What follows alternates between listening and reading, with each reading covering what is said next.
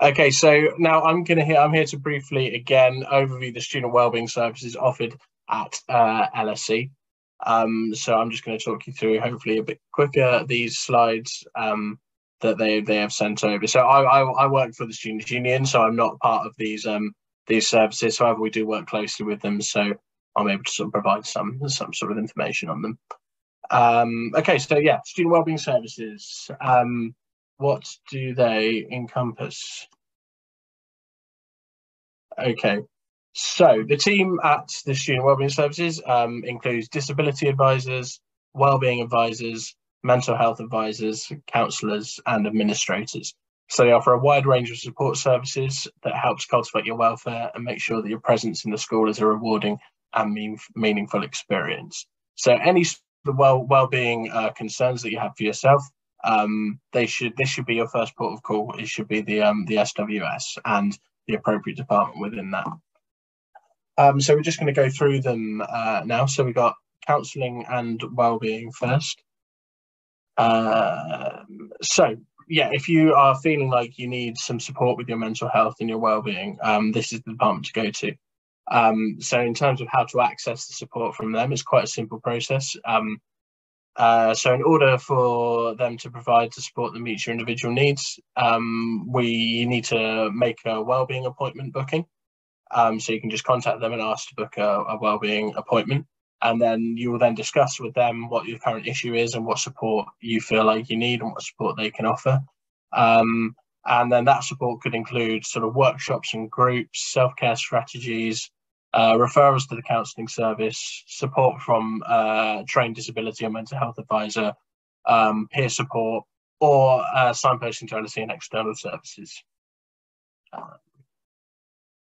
So in terms of the counselling service, they can offer one-on-one sessions with trained professionals to talk about anything in your life which is impacting your wellbeing in daily life. So it could be long-standing, new difficulties, or just a feeling that things aren't quite right and you just want somebody to talk to about that. So it's an opportunity to reflect on whatever you're finding difficult and identify health strategies to help you manage.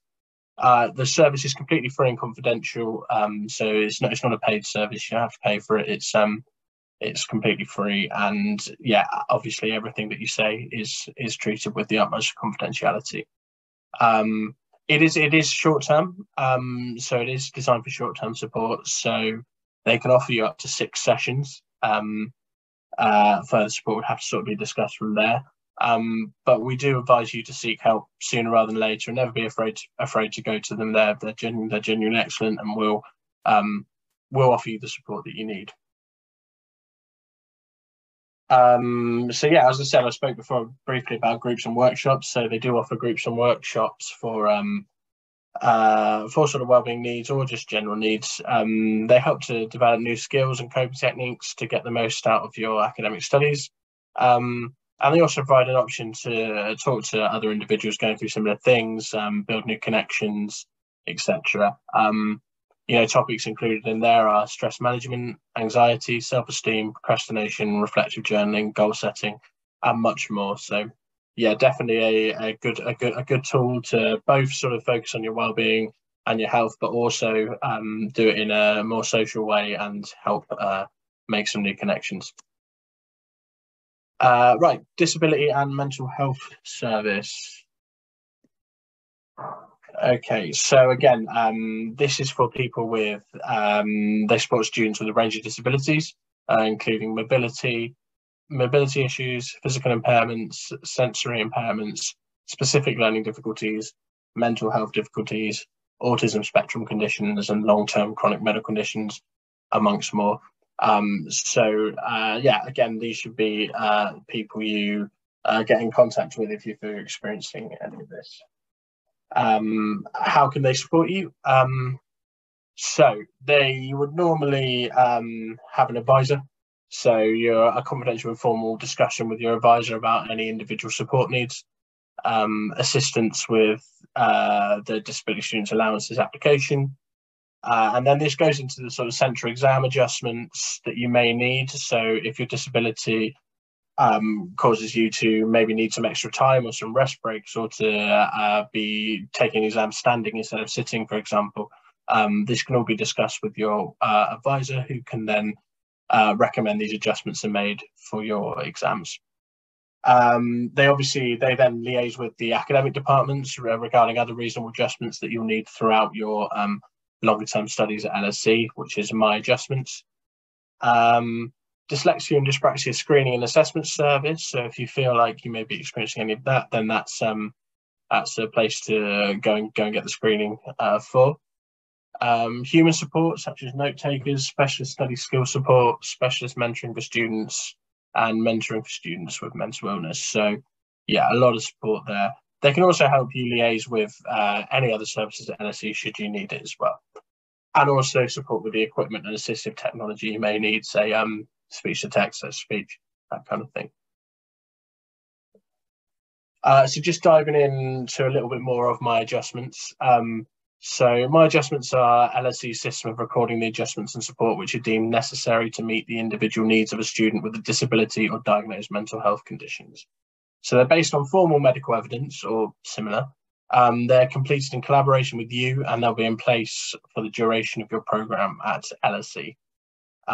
With your permission, your MAs will be sent to teaching and other relevant staff, allowing them to make the necessary adjustments, and no record of those will appear on your transcript or degree certificates.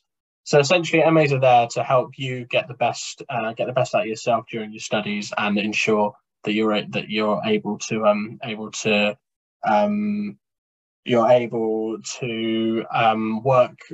work well in the environment and get the adjustments that you need. Exam adjustments I touched on earlier. So these are written into the school regulations are exam adjustments. So if you have a documented medical, physical or mental health condition and or a specific learning disability such as dyslexia or dyspraxia, you're able to get these adjustments, which is hopefully gives all students equal opportunity in exams. Again, they're confidential and will not be listed on your transcript or degree certificates. So as I said before, these are things like extra time, rest breaks, bringing medication into exams, that kind of thing. If you want an appointment, you can access it by their website, LSE Wellbeing. Complete the form, arrange the appointment. Complete the Wellbeing form to arrange a Wellbeing appointment. Complete the access to service form to arrange an appointment with a disability or mental health advisor. And complete the follow-up form to arrange a follow-up meeting with your advisor. So essentially, go onto the website, all the forms are clearly stated there, and you'll be able to fill them in. If you are struggling to fill in the forms, feel free to either contact them directly or contact the SU Advice Service, who are happy to help you fill in them as well. I think this is the last one from me, you'll be pleased to hear. I think this is the peer support scheme. So LSE do run a peer support scheme, which is this is a video. Can you hear the audio on this? No? Okay, I'll skip. So peer supporters are trained student volunteers who can offer support, give a fresh perspective, and listen to whatever is troubling you, from academic stresses to relationships. So each peer supporter, they have a profile online. So there'll be a fellow student who you can just discuss things with, go through, and perhaps gain maybe a different perspective on sort of the support. It doesn't have to always be professionals. It can also, really help for this thing to come from a trained peer as well. So you can find out more at the peer support website there, and you can see their profiles online.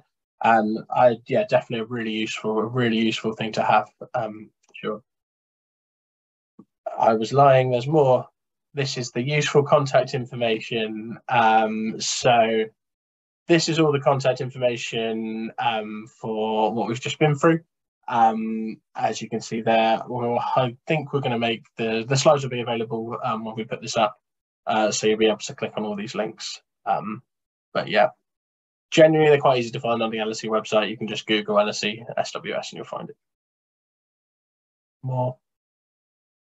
Some more there.